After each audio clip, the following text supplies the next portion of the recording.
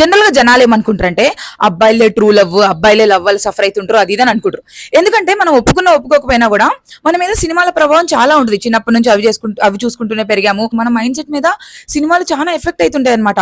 So మనం ఎప్పటి నుంచి చూసుకున్న పాత సినిమాల్లో దేవదాస్ అయినా, అర్జున్ రెడ్డి అయినా, RX 100 అయినా, మొన్న వచ్చినటువంటి బేబీ అయినా సరే, వీటన్నిటిలో కూడా ఒక అబ్బాయి నిజంగా లవ్ చేస్తే వాడు ఎలా సఫర్ అవుతాడు, వాడి సఫరింగ్ బాగా చూపిస్తారు అనమాట. హౌ పెయిన్ఫుల్ ఇట్ ఈస్ అని చెప్పేసి. That is true only. పాపం లవ్ చేస్తే సఫర్ అవుతారు.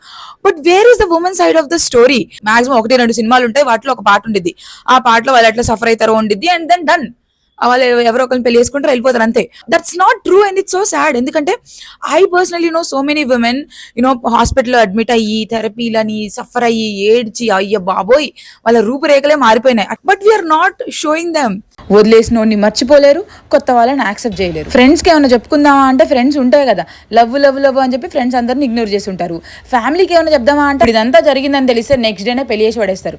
బయటకి చెప్పుకోలేక, లోపల దాచుకోలేక నరకం అనుభవిస్తారు. ఇప్పుడు కూడా సినిమాల్లో ఎప్పుడు కూడా అబ్బాయిల సైడ్ స్టోరీయే ఉండిద్ది.